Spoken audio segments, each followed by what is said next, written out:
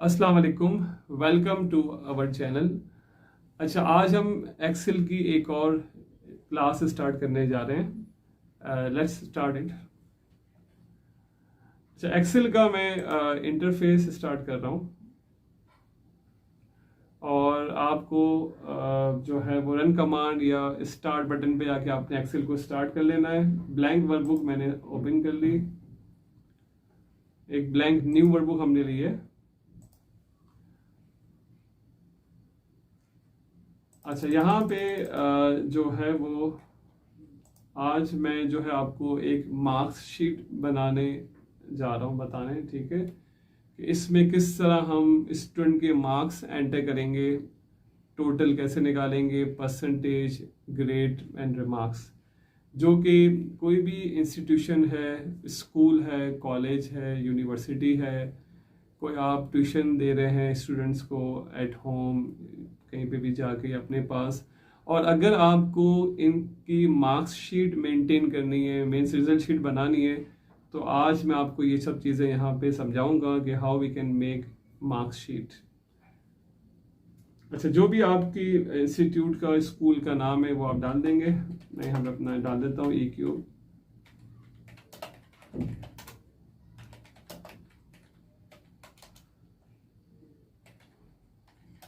अच्छा, एक्सेल में जब आप काम करें तो एक ये है कि एक्सेल या कोई भी सॉफ्टवेयर हो, पहले आप अपने जो है वो जो कंटेंट्स हैं वो टाइप कर लें और फॉर्मूलाज हैं वो पुट कर लें। इसके बाद एंड में फॉर्मेटिंग करा करें ताकि वो वेल जो है वो मैनेज्ड होगा, वेल ऑर्गेनाइज्ड होगी आपकी जो भी फाइल बन रही होगी।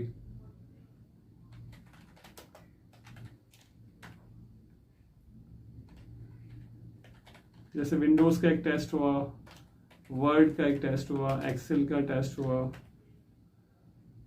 और पावर पॉइंट का एक टेस्ट हुआ। आगे हमने ले लिया टोटल, परसेंटेज,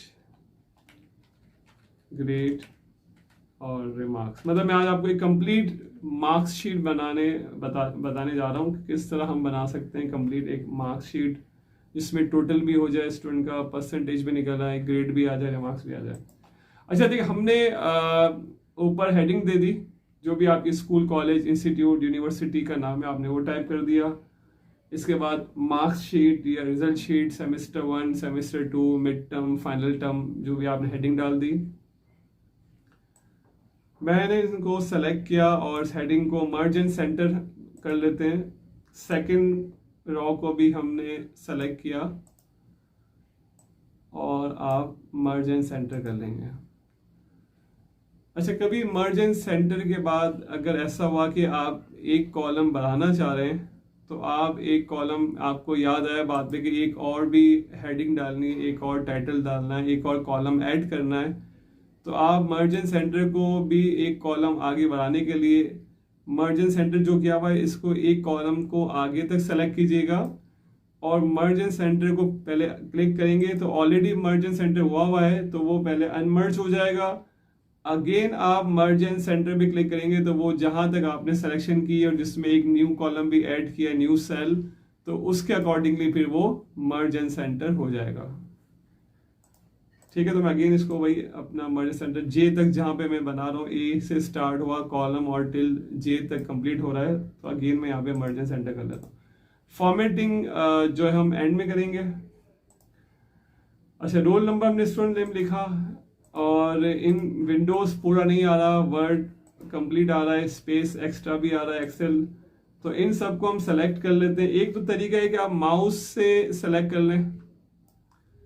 नंबर 2, आप यहाँ पे रहते हुए शिफ्ट के साथ अगर क्लिक करेंगे राइट साइड पे तो एक एक सेल को वो हाईलाइट करेगा, सेलेक्ट करेगा। अगर आप शिफ्ट के साथ कंट्रोल क्लिक कर लें, अब मैं राइट क्लिक करूंगा तो डायरेक्टली वो लास्ट तक जहां जितने टाइटल है, हेडर है, वहां तक वो सेलेक्ट कर लेगा। तो ये एक इजी हो जाता है कि आप शिफ्ट के साथ अगर कंट्रोल भी क्लिक कर लें, जस्ट ऑन वन क्लिक, एक क्लिक करने पे जहां तक है डेटा आपकी हेडिंग्स हैं, हेडर, वो सेलेक्ट हो जाएंगे या जो भी डेटा होगा वो भी सेलेक्ट हो जाएगा। अच्छा, हम यहाँ पे फॉर्मेट में जाके ऑटो फिट कर लेते हैं कॉलम विथ, तो वो ऑटोमेटिकली कॉलम विथ जो है वो सेट कर देगा, जितनी साइज है उसके अकॉर्डिंगली कॉलम की विथ सेट हो जाएगी। अब हम यहाँ पे रोल नंबर देते हैं, लेट्स सपोज 1001 एक रोल नंबर स्टूडेंट का, और इसके हमने ड्रैग करना है। अगर 1002 है स्टूडेंट का, एक 1003 रोल नंबर है, तो कंट्रोल के साथ भी ड्रैग कर सकते हैं। आपने कीबोर्ड से कंट्रोल प्रेस किया और आपने ड्रैग कर लिया, तो ये रोल नंबर्स अगर सीरीज में है तो आपके पास कंटिन्यू आ जाएंगे।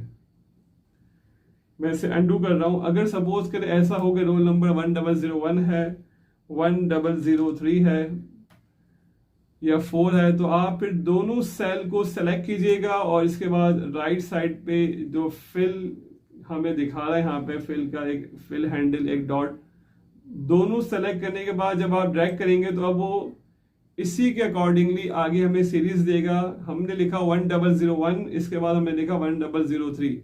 अब जैसे ही ड्रैग करेंगे तो वो देख लेगा एक्सेल के हमारी रिक्वायरमेंट क्या है, यूजर की रिक्वायरमेंट क्या है कि 1001 के बाद 1003 आ रहा है, तो इसी स्टेप से 5, 7, 9 वो आगे रोल नंबर देता रहेगा। तो आप कोई भी सीरीज जो है वो इवन नंबर, ऑड नंबर, या जो भी गैप हो 3 वैल्यूज का, 5 वैल्यूज का, आप 2 वैल्यूज डाल दें 2 सेल में और फिर सिलेक्शन करके इस तरह ड्रैग कर ले, तो अगेन नेक्स्ट वो स्टेप खुद मैनेज कर लेगा, खुद सीरीज बना देगा। ओके, इसे मैं डिलीट कर रहा हूं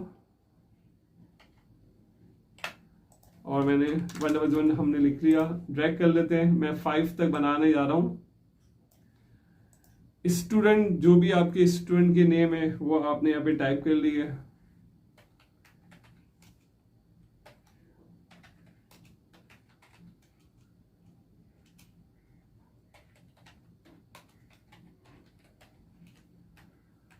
यहाँ पे मार्क्स पुट कर लेंगे, जो भी आपके पास रिजल्ट आया है आप उनके टेस्ट पेपर के मार्क्स देख के यहाँ पे अपने टाइप करने हैं।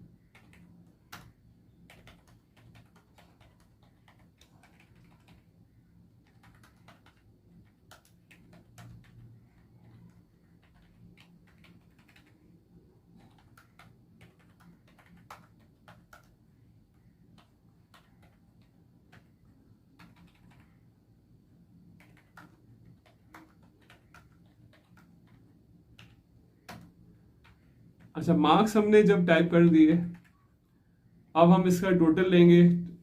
टोटल के लिए हमने ऑटो सम पे क्लिक करना है।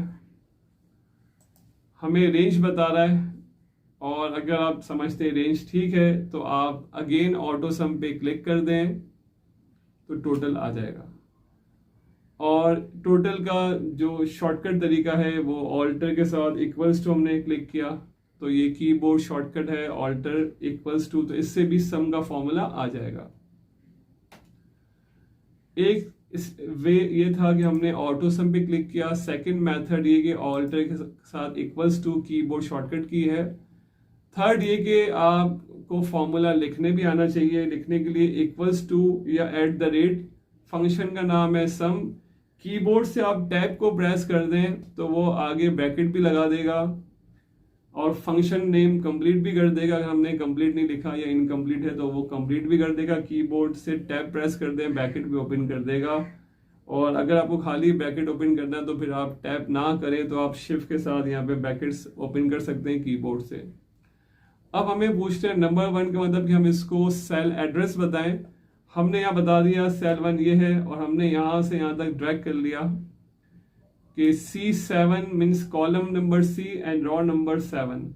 आगे इसने दे दिया कॉलन, और F मीन्स कि हमारा जो पावर पॉइंट के मार्क्स आ रहे हैं वो आ रहे हैं F column and raw number 7 में। और इसके बाद आप ब्रैकेट क्लोज कर दें, ना भी करें एंटर करेंगे तो ब्रैकेट वो क्लोज कर देगा, लेकिन हमें पता होना चाहिए कि ब्रैकेट क्लोज होता है। और आप एक रूटीन रखें, अपनी एक हैबिट रखें कि ब्रैकेट क्लोज करें। अब देखिए इसने C7 और एंड कर दिया। लास्ट हमारा सेल है F7, पहले कॉलम और फिर रॉ नंबर, बीच में कॉलन 2 डॉट। कॉलन का मतलब ये होता है कि कंटिन्यू, मतलब C7 के बीच में D7 भी आ गया, E7 भी आ गया।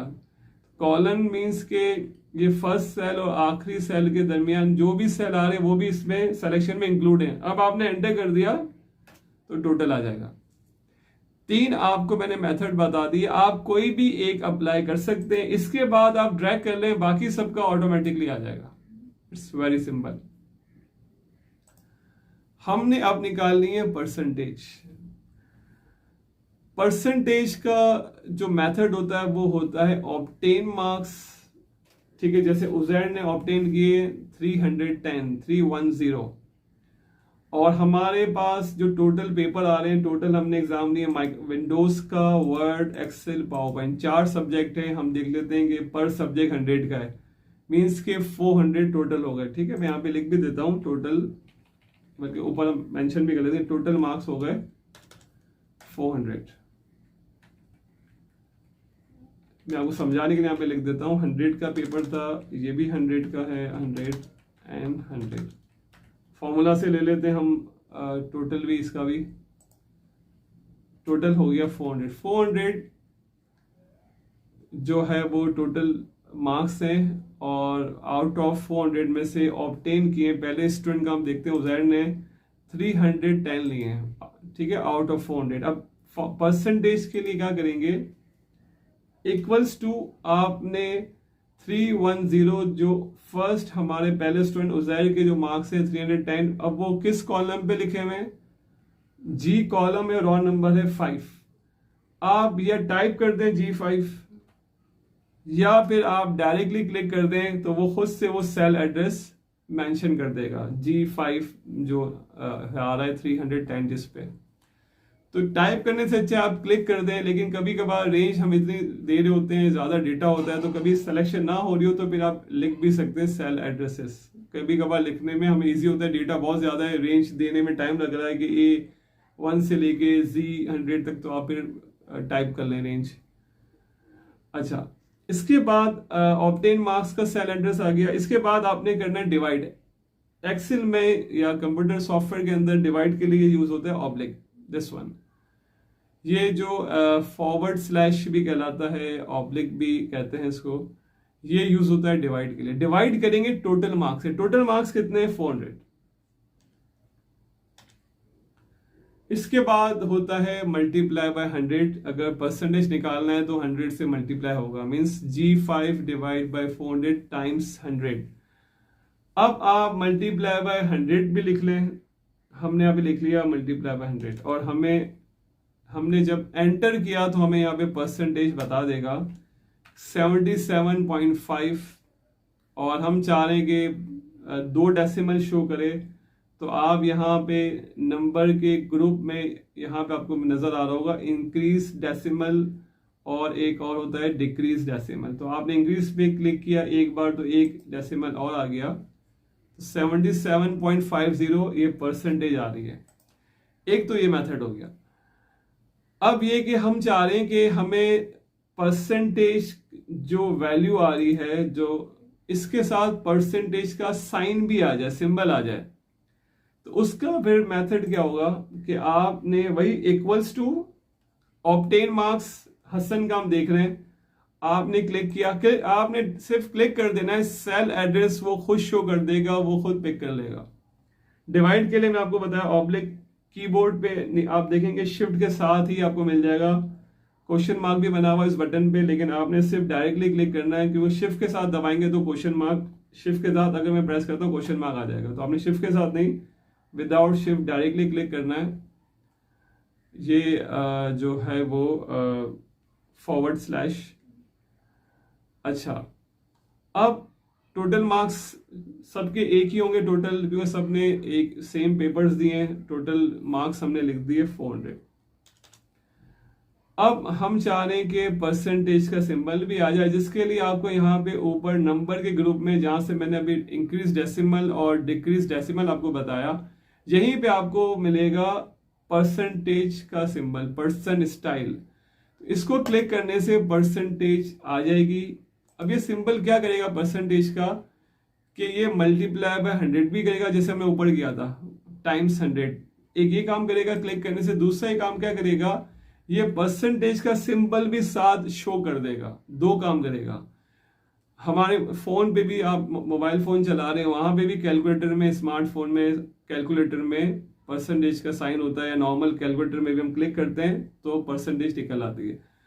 लेकिन अब यहाँ पे ये क्लिक नहीं हो रहा, ये इस वक्त डिसेबल है। वाई? बिकॉज कि अभी हम सेल में काम कर रहे हैं। जब कोई भी सेल एडिट मोड में होगा, मॉडिफाई कर रहे होंगे इसको हम, तो ऊपर वाले ऑप्शंस हो जाते हैं डिसेबल। तो हम यहाँ पे इसको जो है वो एंटर करेंगे। पहले एंटर करेंगे तो आपका cursor cell pointer next cell में आएगा। दोबारा से आप कीबोर्ड्स के एरो से या माउस से आप ऊपर चले गए। अब ये सारे ऑप्शन इनेबल हो गए क्योंकि एडिट मोड खत्म हो गया। अब आपने जब परसेंटेज के साइन पे क्लिक किया तो इसने मल्टीप्लाई बाय 100 भी कर दिया और परसेंटेज का साइन भी आ गया। डेसिमल चाहिए तो आप यहां से इंक्रीज करना है। तो देखिए दोनों मेथड है। अगर आपको परसेंटेज का साइन चाहिए तो आप यहां पे क्लिक कर दें। विदाउट परसेंटेज सिंबल चाहिए तो फिर आप मल्टीप्लाई बाय 100 कर लें। मैं आपको दिखा भी देता हूँ। डबल क्लिक करते हैं, देखिए यहाँ पे मल्टीप्लाई बाय 100 किया हुआ है। स्केप करके बाहर आऊं, यहाँ पे मैं डबल क्लिक कर रहा हूँ, यहाँ पर डिवाइड बाय 400 करके हम बाहर आ गए और हमने इसके ऊपर दोबारा क्लिक करने के बाद परसेंटेज के साइन पे, सिंबल पे क्लिक कर दिया। अब होता ये कि फील्ड में आप काम कर रहे हैं, परसेंटेज आपने निकाल ली, आपको कहा जाता है जो भी आपके हेड हैं कि परसेंटेज तो ठीक निकालिए लेकिन साइन भी चाहिए। 77.50 ठीक है, आपने सही निकाली, लेकिन सिंबल भी लगा दो। तो यूजर्स क्या करते हैं, क्या मिस्टेक हो जाती है कि वो कहते हैं ठीक है, तो वो परसेंटेज की साइन पे आके सिर्फ सिंबल क्लिक कर देते हैं। अब हमने ऑलरेडी 100 से मल्टीप्लाई किया हुआ है। जब आप परसेंटेज के साइन पे क्लिक करेंगे तो वो अब जो है वो तो वही परसेंटेज का साइन मल्टीप्लाई बाय 100 भी करेगा, टाइम्स 100 और सिंबल भी देगा। वो तो अपना फंक्शन अप्लाई करेगा। तो जैसे हमने क्लिक किया तो एक बार ऑलरेडी 100 से मल्टीप्लाई हुआ है, जब आपने क्लिक किया तो ये अगेन मल्टीप्लाई हो गया। तो आपका रिजल्ट जो है वो 7750 बिल्कुल ही 100% से भी ऊपर चला गया, विच इज रॉन्ग। तो हमने क्या करना है, अगर आपने इसको क्लिक करना है तो मैं डबल क्लिक कर रहा हूँ, एडिट मोड में ला रहा हूँ। अब आप इसको आप पहले हटा देते, या अगर हो चुका था बाद में इसको हटा दें, ताकि एक ही बार 100 से मल्टीप्लाई हो और ये आपको सही रिजल्ट दे देगा। और आपने इंक्रीज डेसिमल अगर करना है तो कर लें, ठीक है। डेसिमल से हमें पता चल रहा होता है कि परसेंटेज अगर आई है तो 77.50 है, 85 है, 77.25 है, नीचे 65.00। तो हमें इससे अंदाजा होता है कि कितना पॉइंट में भी आ रहा है। कुछ स्टूडेंट ऐसे भी होंगे जो 2 स्टूडेंट के 80% आ रहे हैं, लेकिन आपने जब डेसिमल ऑन किया तो पता चला एक के 79.50 और एक के 79.80 है, तो 80 राउंड ऑफ हो जाता है। जिस तरह यहाँ पे देखें 77.50 आ रहा है, तो जैसे हम यहाँ पे डिक्रीज डेसिमल करते हैं तो वो राउंड ऑफ कर देता है, जो नॉर्मल एक रूल है मैथ्स का। तो इस वक्त मैं डेसिमल ऑन रख रहा हूं। अब एक बार आपने निकाल लिया, फिर आप ड्रैग करके बाकी भी निकाल सकते हैं। अब एक बार अगेन मैं और निकाल रहा हूं परसेंटेज, और यहां पे एक सवाल भी आता है कि अगर मैं यहां पे लिखूं इक्वल्स टू, और मैं G7 इसका सेल आ रहा है, अगर ये मैं ना लिखूं, डायरेक्टली मैं 240 लिख दूं और डिवाइड बाय 400 हम कर लें, वही बाकी सब सेम है, सिर्फ यहाँ पे सेल एड्रेस की जगह मैंने सेल एड्रेस की वैल्यू लिख दी है। तो आपसे क्वेश्चन ये आता है कि क्या यहाँ पे परसेंटेज आ जाएगी। अच्छा, तो मैं आपको बता देता हूँ कि हमने 240 ले लिया, डिवाइड बाय 400 हमने एंटर कर दिया, ऊपर आके हमने परसेंटेज के साइन पे क्लिक कर दिया। देखिए डेसिमल इंक्रीज कर, परसेंटेज वो बिल्कुल हमें देगा, क्योंकि हम सेल एड्रेस लिख लें या सेल एड्रेस की वैल्यू लिख लें, आंसर बिल्कुल देगा। क्योंकि सेल एड्रेस भी लेते हैं तो वो उसी एड्रेस की वैल्यू ही पिक कर रहा होता है। लेकिन देखिए जब आपने ले लिया, अब आपने कहा कि बाकी जो है हम ड्रैग कर लें, कॉपी कर लें, तो जब आपने कॉपी किया तो सेम रिजल्ट आ गया, हालांकि वैल्यू चेंज है। नेक्स्ट इरफान की 286 है, नीचे अलकेश की 282 है, लेकिन वही 60%, 240 टोटल मार्क्स पे भी 60% दे रहा है, 286 पे भी 60% है और 282 पे भी 60%। तो ऐसा नहीं हो सकता, क्योंकि टोटल चेंज है तो ये भी परसेंटेज भी चेंज होना चाहिए। हुआ ये कि जब हमने इसको कॉपी किया तो वो वैल्यूज जो ऑब्टेन मार्क्स थे वो भी सेम कॉपी हो गए। तो आपने यही करना है कि आपने वैल्यू नहीं देनी, आपने सेल, अगर एक हो तो नो प्रॉब्लम, एक का निकालना है तो हम निकाल सकते हैं, लेकिन अगर एक से ज्यादा है और आप चाह रहे हैं कि बाकी सब ऑटोमेटिकली जो है वो ड्रैग करने पे, कॉपी करने पे वो खुद निकाल दे, तो आपने वैल्यू ऑब्टेन मार्क्स जहां लेके उसका सेल एड्रेस देंगे, G7 आ रहा है जैसे मैंने क्लिक किया। अब जब हम इसको ड्रैग करेंगे तो इसने रॉ के accordingly cell address G8 change कर दिया। नेक्स्ट इरफान का, यहाँ पे मैं डबल क्लिक आपको दिखा देता हूँ, उसने G9 कर दिया। तो सेल एड्रेस होगा तो वो जैसे ही हम ड्रैग करेंगे तो सेल एड्रेस का रेफरेंस ऑटोमेटिकली चेंज होता रहेगा। आई होप आपको समझ आ रहा होगा। अच्छा, अब हम आते हैं ग्रेड पे। हमने यहाँ पे निकालना है ग्रेड। अच्छा, ग्रेड के लिए हमें लेट्स सपोज लेट्स से कि हमें ये बताया जाता है, हमें हमारी जो भी इंस्टीट्यूशन है, जो भी आपकी जो हेड हैं, वो आपको बताते हैं कि आपने इस तरह निकालना है। आपको क्राइटेरिया आपको इंस्टीट्यूशन ही देंगे, आपने अपने ओन से नहीं करना, आपको बताएंगे जो भी आपके हेड हैं, जो टीचर हैं मेन। अब आपको ये बता दिया कि हमारा जो क्राइटेरिया स्कूल का, कॉलेज का, यूनिवर्सिटी का, ठीक है, उसमें आपको बता दिया गया कि ग्रेटर देन इक्वल्स टू, जिन स्टूडेंट की परसेंटेज 80% के इक्वल या ग्रेटर हो तो उनको आपने देना है A+ या A1, A++, जो भी वो ग्रेड कहेंगे आपने यहाँ पे आपको बता दिया जाएगा। नेक्स्ट एक और आपको कंडीशन बता दी, ग्रेटर देन इक्वल्स टू, अगर 70% हो तो उनको आपने A दे देना है। ग्रेटर देन इक्वल्स टू आपको कहा गया कि ये क्राइटेरिया आपको दिया जाए कि इस तरह आपने ग्रेड्स अप्लाई करने हैं। आपसे कह दिया कि भाई हमारा रूल है स्कूल का कि 50 नॉर्मली जो स्टैंडर्ड होते हैं ग्रेड्स वो मैं यहाँ पे लिख रहा हूँ, लेकिन आपने अपने इदारे के हिसाब से चलना है। C कर दिया। बाकी लेस देन 50% वालों को कर देना है फेल। ठीक है, हमें क्राइटेरिया मिल गया यहाँ पे। अब देखें परसेंटेज में directly obtain marks divide by total और टाइम्स 100% आ गई। ग्रेड के अंदर हमें यहाँ पे कंडीशंस बताई जा रही कि जिनकी 80% हो या इक्वल हो या से ज्यादा तो उनको A+, 70 वालों को A देना है, 60 का, मतलब ये डिफरेंट क्राइटेरियाज हो गए। तो इस तरह की कंडीशंस के लिए आप यूज करेंगे इफ का फॉर्मूला। इफ यूज होता है फॉर कंडीशनल फॉर्मूला के लिए, तो यहाँ पे रहते हैं हम इफ यूज करेंगे। जहां से हम ऑटो सम पे गए वहीं पे ऑटो सम के आपने एरो पे क्लिक किया, डाउन एरो पे, यहाँ पे आपको मिल जाएंगे मोर फंक्शंस।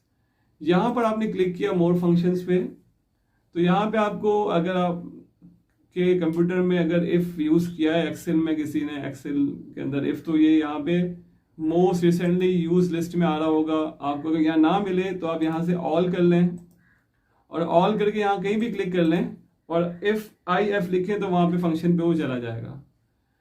और फिर भी कोई प्रॉब्लम हो तो आप डायरेक्टली यहाँ पे सर्च फॉर अ फंक्शन पे लिख दें कि हमें कौन सा फंक्शन चाहिए इफ का, तो वो इफ तक आपको पहुंचा देगा, आपको मिल जाएगा। अच्छा, अब इफ के बारे में क्या कह रहे थे कि इफ लॉजिकल टेस्ट, लॉजिकली वो पहले टेस्ट करेगा और वो देखेगा कि वैल्यू इफ ट्रू है या वैल्यू इफ फॉल्स है, और हमें चेक करके बताएगा वेदर कंडीशन मैट कर रही है, रिटर्न कर देगा एक value true and another value false करके आपको बताता हूं मैं। ओके करते हैं। देखें लॉजिकल टेस्ट के अंदर क्या है कि हमने जो ग्रेड निकालना है वो हमारा किस पे डिपेंडेंट है, परसेंटेज पे। तो आपने परसेंटेज वाले सेल को क्लिक कर देना है। हमने चलना है जो हमें क्राइटेरिया दिया है हमारी ऑर्गेनाइजेशन ने कि 80 पे A+ और इससे अबव, या 70 और अबव पे A, हमने इसी क्राइटेरिया के हिसाब से यहाँ पे कंडीशन अप्लाई करनी है। अब देखें हमें 80% पे A+ मिला हुआ यहाँ पे देना है, अब पहले स्टूडेंट के 77.50 या 77 है, आपने वो नहीं देखना कि उसके 77 है तो हम 70 वाले ए से स्टार्ट करें। नो, हमने चलना है एक सीक्वेंस में high to low, descending order में 80%, फिर 70, 60, 50। ये नहीं कि हमने 80 लगाया फिर 60 लगाया फिर 40 लगाया 70 लगाया। नो, इस तरह जो है वो एरर दे देगा। आपने एक सिक्वेंशियल चलना है। अब इसमें हमने सिर्फ सेल एड्रेस के लिए, लॉजिकल टेस्ट के लिए हमने हमें क्लिक कर लिया, सेल एड्रेस आ गया H5। H5 को हमने बेस बनाया क्योंकि फर्स्ट हमारे पास जो स्टूडेंट की परसेंटेज आ रही है वो उज़ैर की H5 पे आ रही है। क्लिक करने पे सेल एड्रेस आ गया लॉजिकल में, क्योंकि हमने परसेंटेज के अकॉर्डिंगली ग्रेड निकालना है। यहां पे हमने दे दिया ग्रेटर देन इक्वल्स टू, पहली कंडीशन में लगा दी 80। अच्छा, अब हमने यहाँ पे जो परसेंटेज निकाली है उसके साथ साइन भी, सिंबल भी है परसेंटेज का, तो आपने यहां पे भी परसेंटेज का सिंबल देना है।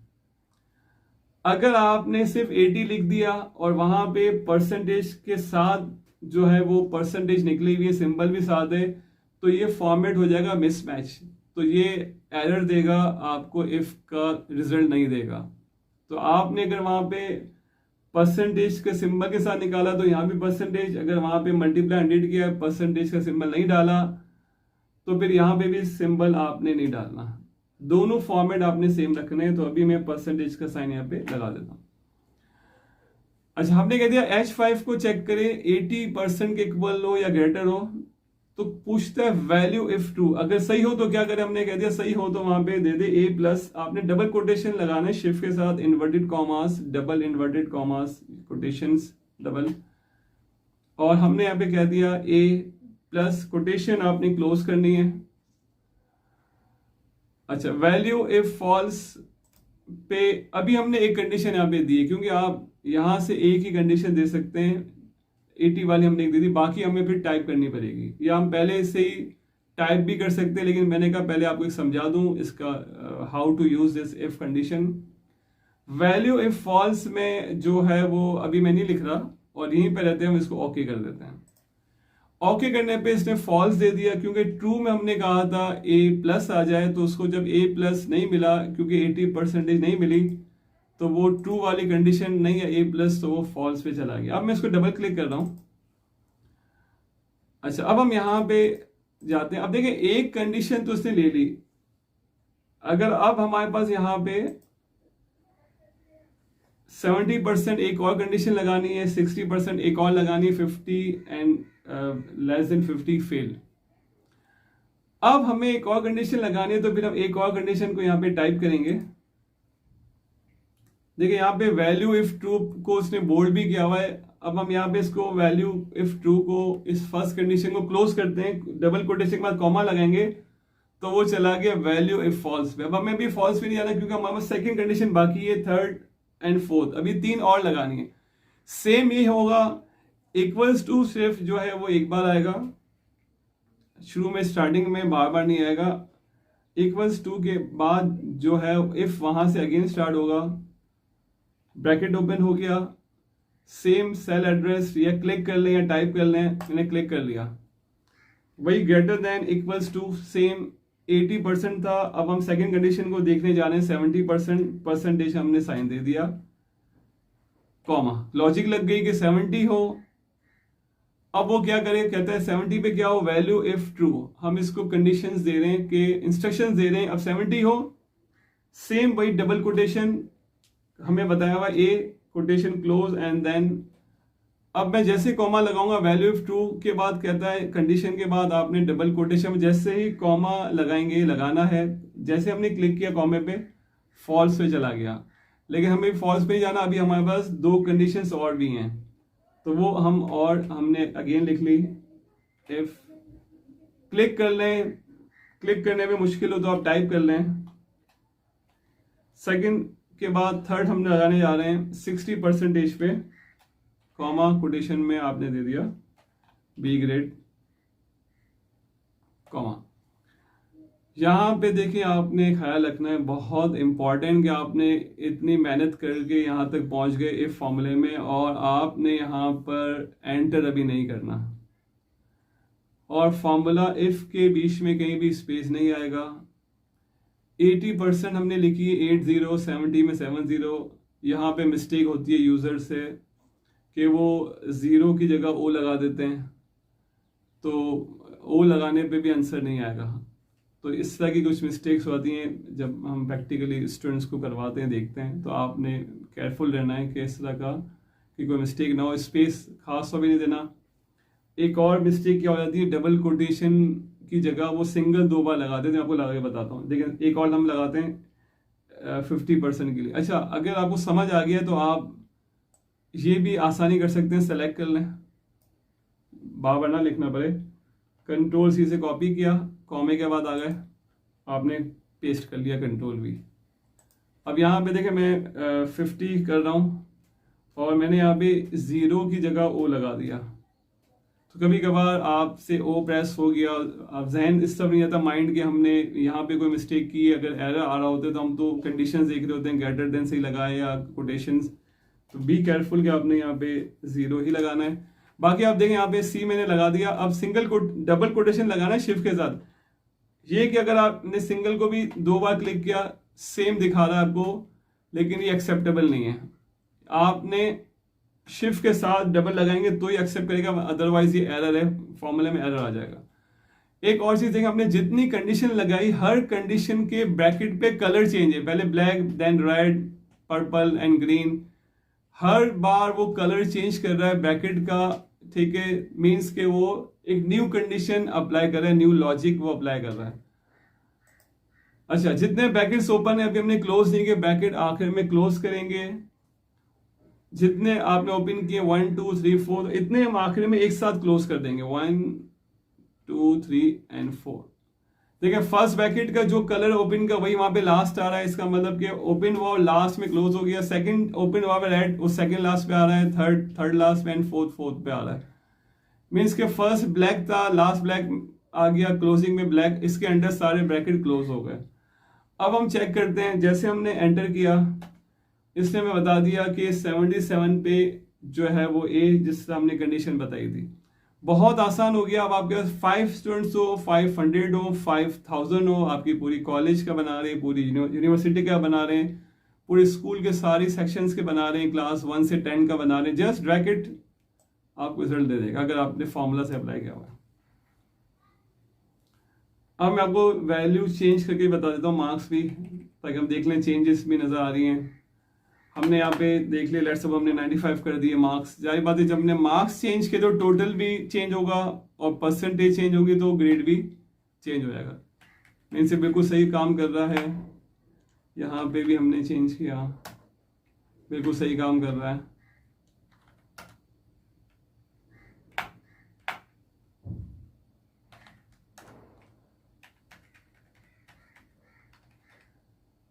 ठीक है, हमने यहाँ पे परसेंट लगा दी, परसेंटेज से हमने ग्रेड निकाल लिया और यहाँ पे हमने यूज किया इफ का फॉर्मूला।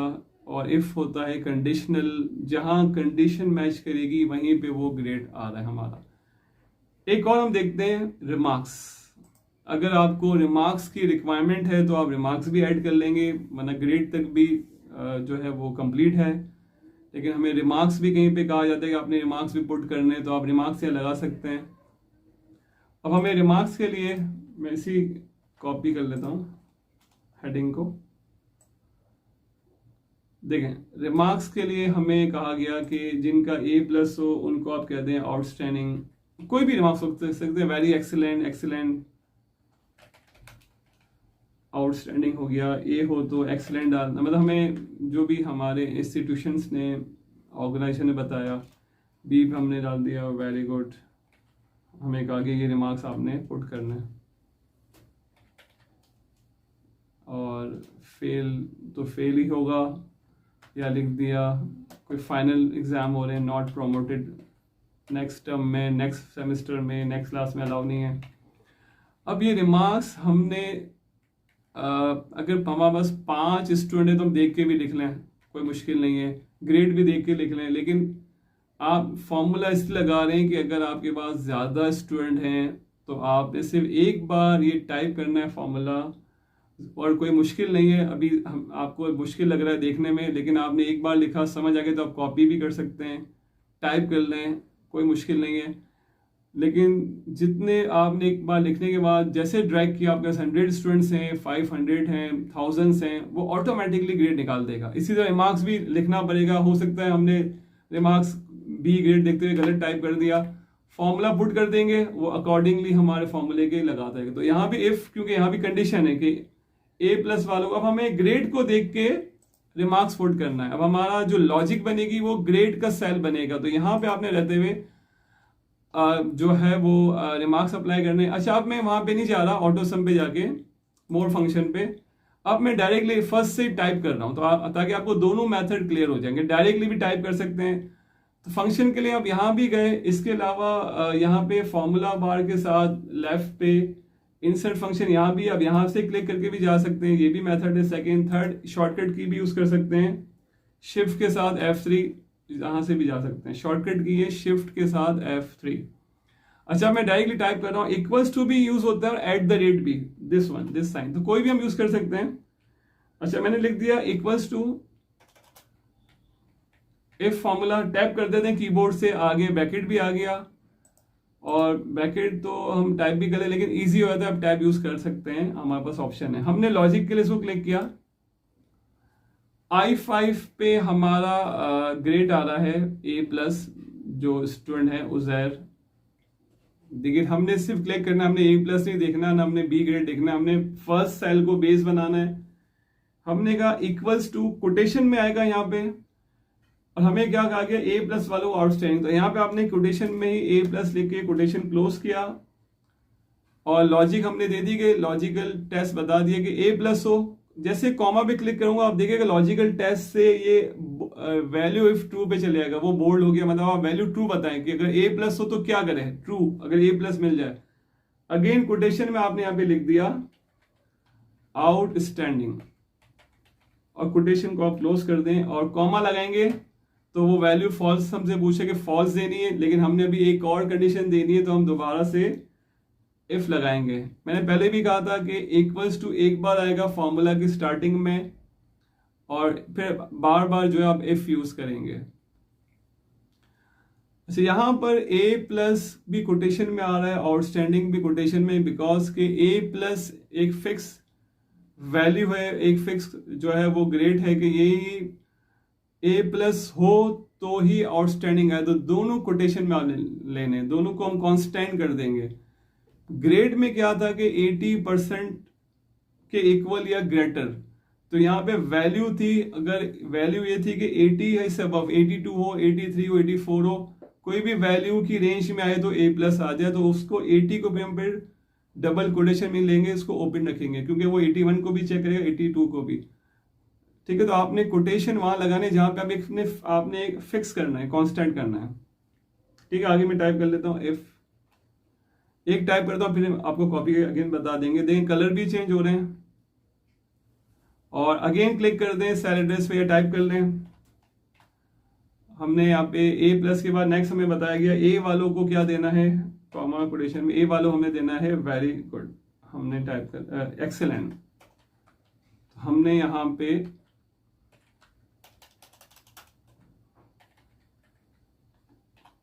कॉमा।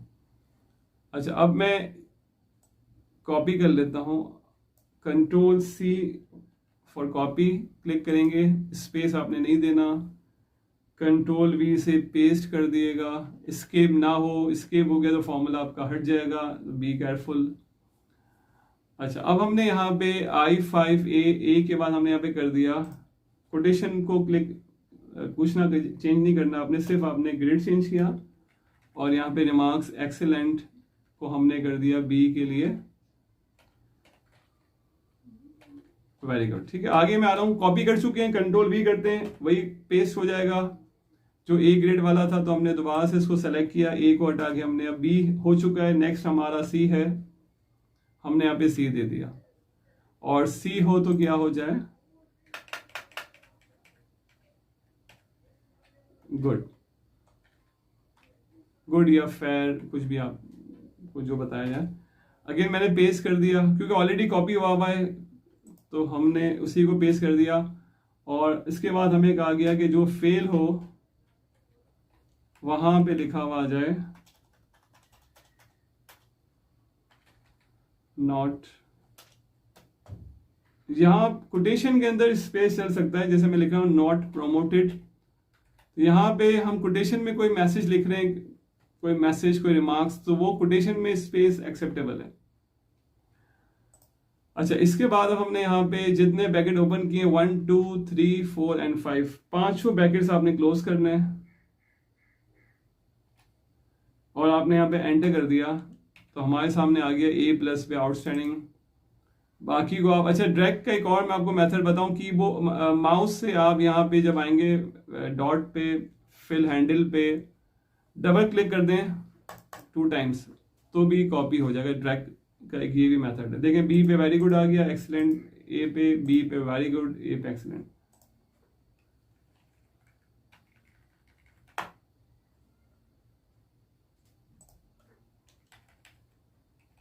तो अच्छा इस पे अब मैंने आपसे कहा था लास्ट में फॉर्मेटिंग कर लेते हैं। तो हम फॉर्मेटिंग जिस तरह का भी कलर अप्लाई करना चाहे, फिल कलर में जाके आप कलर दे दें,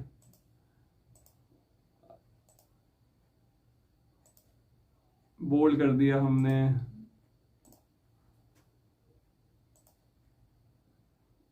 साइज आपने बढ़ा दी, इस पूरे को हमने ऑल बॉर्डर्स दे दिए ताकि और अच्छा लगेगा। फॉर्मेटिंग आपने फिर कर लेनी है। फॉर्मेटिंग के लिए हमने फिल कलर, फॉन्ट कलर हमने यूज़ किया। स्टाइल्स भी आप यूज़ कर सकते हैं, यहाँ से आप कोई भी स्टाइल अप्लाई कर लें, ये भी हो सकता है।